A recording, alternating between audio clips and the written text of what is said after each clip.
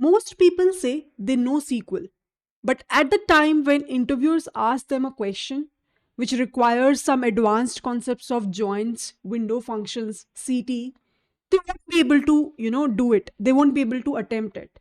The reason is that there is a different sort of approach and mind training is required when you prepare for interviews versus when you work in any specific SQL based project. In fact, if I already have a proper playlist available on my YouTube for free, which includes all the episodes for the conceptual understanding of SQL. But now I am moving towards one more advanced level. And that is only because of the request which I got from many learners, the mails which I got from many learners regarding the interview preparation part. So now I'm trying to launch a series, but not on YouTube. It is specifically for all the learners who were a part of my course on SQL on my website Tech for All with Priya. The reason is because over here it's actually required a lot of dedicated effort now and a lot of more research where I have note down all the questions which I personally got in my past interviews. I will share my own personal experiences. I will network with my friends who have already given the interviews and tackle the SQL specific questions.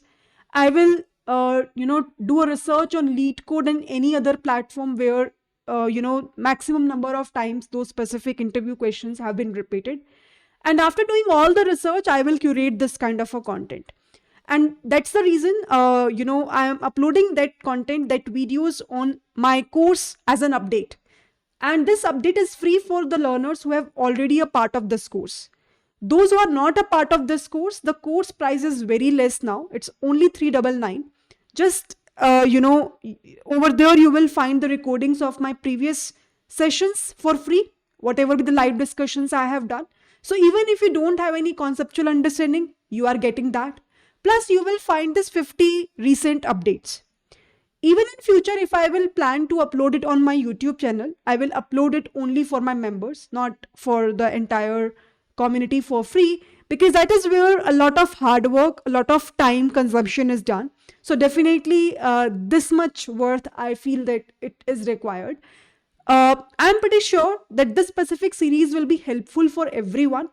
And to have a quick demo of how the series looks like, I'm solving one problem live over here, which is available to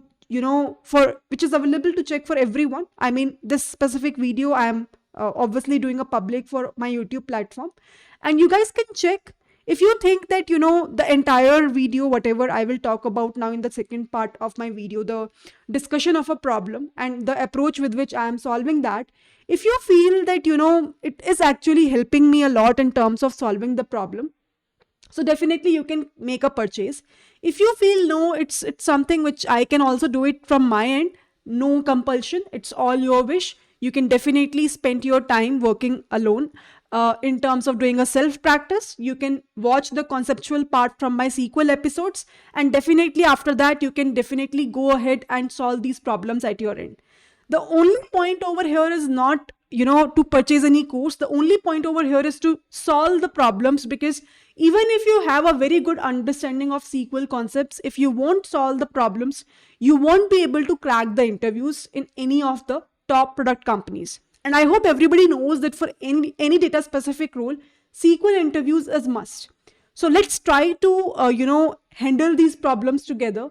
And I'm pretty sure that many people in my network, a lot of people who have pinged me, my audience, my community is very happy with this decision, because definitely this series is going to be very helpful for all those people who are recently preparing for the interviews or maybe have a plan to switch from one company to another. I'm coming up with a lot of interesting questions, a lot of premium problems also you will find of lead code. So with that, let's get started and we'll try to solve one problem over here in this video. Try to watch the video till the very end. Take it as an inspiration. Even if you will join the course or not, I don't care. Just try to take from this video that how basically we can solve any problem. Mention in the comment section whether you understood the problem or not. Initially, I will showcase you the course from where if you want to purchase in future, from where you have to purchase, and after that we will solve one problem. So please make sure you will watch this specific video till the very end. With that, let's get started. So first of all, let me go through with the complete website look and how you have to enroll into the specific course if you are interested in this interview series. So you can go to this platform of techforall with priya.com. Inside this, you will find a course which is SQL to crack data interviews. Now, this is again, I'm mentioning the previous course only. It's just that now we are doing an update. So you will find the recordings of my previous discussions of my learners in a live mode. So if anyone who is not having an idea about SQL, they will also able to learn it, and then they can take an advantage to, do the problem solving part. So you can go inside this course, and as soon as you will go inside this course, you will find what are the topics we have already covered up in this specific course. So from basic to intermediate to advanced, everything is there. Now over here, one extra section which I have added is the 50 interview questions that actually get asked in data roles.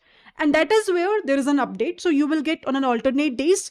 Now it might happen that within 2 days or 3 days also, sometimes it can happen depending upon the kind of work which I have. But the overall objective is to cover up as many questions as I can, and I'll try to deliver it as much as I can in the alternate days basis only. So you can go ahead if you're interested. Just you have to do one simple thing. You have to go and enroll, and then you can just write your name, your email number, your contact details, your state, and then you just have to click on buy now. For example, if let's say I'll say Priya Bhatia, and then I'll write my email ID, maybe my personal email ID I'm writing. I'll write my contact number. Let's say any contact number I'm writing over here. Okay. Karnataka. So I'll just click on buy now. As soon as I'll click on buy now, you can go ahead and do the payments with respect to either UPI ID, QR code, card, net banking, whatever you feel is good for you. Now this is the overall idea. Okay, let me just close this now. Now in the second part of discussion, I will showcase you one quick example on how we are approaching towards a problem. So now let's try to focus on this problem. The problem named is confirmation rate. This is the problem which is very widely asked in a lot many product-based companies like Meta. You will find this problem very frequently asked in Adobe as well, and in Amazon also. So over here, let's try to listen and work towards understanding the first test case. I always say that 50% of your work will be resolved in terms of interview problem solving if you will understand the problem in a very good way. See this. Over here, I have two tables available, signups and confirmations. And in the signups, we have user ID and timestamp. I mean, when a user signed on the platform, what is the user ID and what is the timestamp at that point of time. In the confirmations, we have three fields: user ID, timestamp, and action. I'm directly going towards the problem now. What they're expecting us to find the confirmation rate for a given user ID. So over here, you can take your time at your end to understand the problem statement. But what they're asking is that confirmation rate is nothing but it's the number of confirmed messages divided by the total number of requested confirmation messages. So in a way, you can treat this as an average value, right? So you can see the confirmation rate of a user that did not request any confirmation message is 0. For example, in this specific example, you will get all the ideas. Listen it very carefully. What is happening is we have these 4 values available. So I have in fact copied these values in my Scribble ink. Let me open this. So we understood that what is the schema of both of these tables. We have a signups table and we have a confirmations table. This is fine. Now over here you can understand that this is the first example, and I think with the help of this example only you will get all the ideas. User ID 3. In the confirmations table, you will find that they have user ID 3 has requested 2 times. And in both the cases, the action is timeout. So if I say what is the confirmation rate for this user ID 3, definitely the confirmation rate will be 0 because none of the request has been confirmed over here.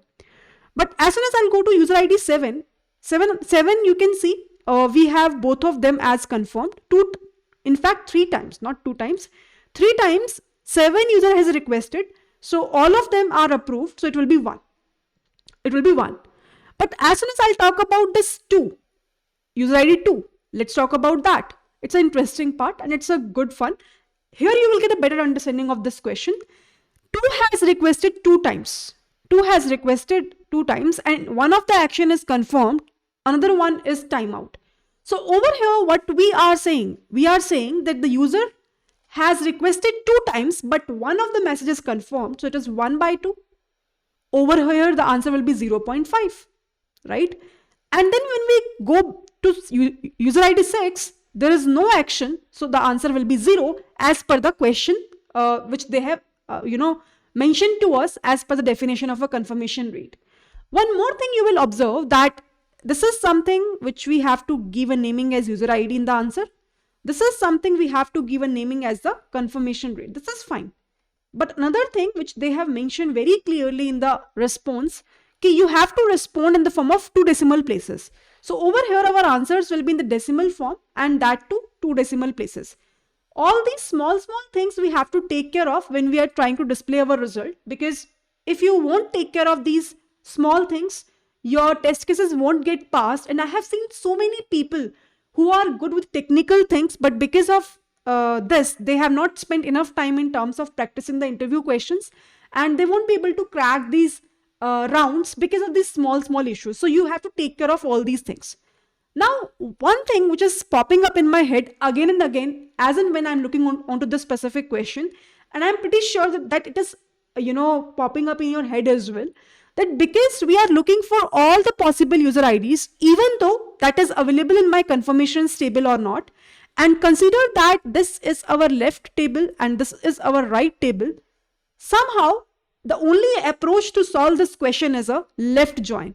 Because we know that in the left join, we can join these 2 tables together based on a common user ID.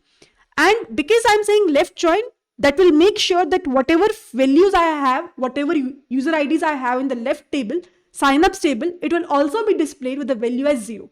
So let's try to, based on this understanding, solve this problem. What we want is, we want 2 fields. We want 2 fields. We want a sign up base table user ID. So I'm saying s.userid's. What is this s? I'll define it as an alias name later on. Don't worry about that. And over here, we need to write a logic, which I will make it as a confirmation rate. What logic? I will write it down just within few minutes. From which specific table we have to work on? 2 tables where we have to do a left join. So over here, first table is signups, which I will mark it as S. Another table is, over here I'll do a left join and I'll take another table with the name of confirmations, and I will say it as C. On. Obviously, what is the common field we have in both the tables? User IDs. So we can say s.user ID and c.user ID. They both are same. Okay. Now let's first of all work on this specific logic on how to find the confirmation rate. Okay. So somehow we understand this confirmation rate is the average. Average of what? If c dot action is equal to confirmed, in that case, I am saying that mark this value as 1, otherwise mark this value as 0, and then take the average of it. And because we want the average to be of strictly to 2 decimal places, so I will use the round function. And over here, I will just separate this by 2. I think with the help of this, we will be able to reach to a point of finding the confirmation rate. See this very carefully. This is also called as nested function because we have one function and inside this we are passing another function. So basically, based on this specific criteria, whether the action is confirmed or not, it will give me the answer for a given user ID 1 or 0.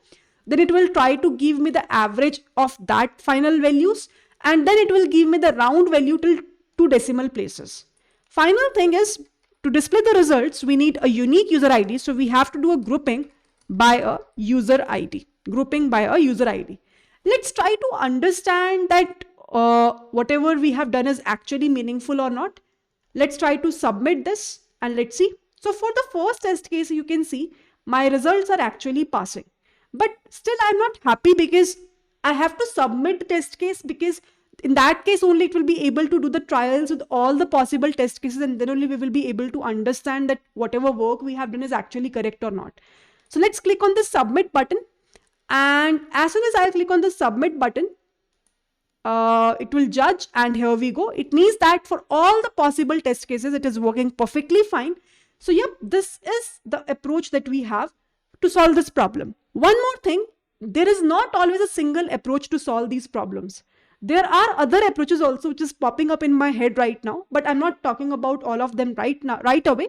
But you can just think of it in what other ways we can solve this problem. Always remember, there could be multiple solutions to solve these SQL problems because we have a lot many different concepts available over here. But the idea is we have to write the optimized approach, and whatever be the outcome they're expecting in order to fetch the data, and in what specific manner they're expecting, we have to match that specific part. And if you're matching that, we are good to go to explain the solution in front of the interviewers. One more thing, whenever you are explaining your work to the interviewers, explain what is coming up in your head, explain your logics. There are so many people who are very good in terms of writing the code, whether it's a DSA part or SQL part or projects part, but what they're lagging is how to explain that. For example, whenever I'm writing the part of the solution, I'm explaining to you guys, right, what is coming up in my head. You can think, how we can explain about this, how you can explain about this, whatever be the work which you're writing, why you're writing so, what is the logic about that. Maybe if you are having some other approach which could be more efficient than this, talk about that. The more you will explain in a better way, better, or I would say higher are the chances that you will be selected in an interview. With that, let's end this video. I will see you all in the upcoming videos. Bye bye everyone, and see ya.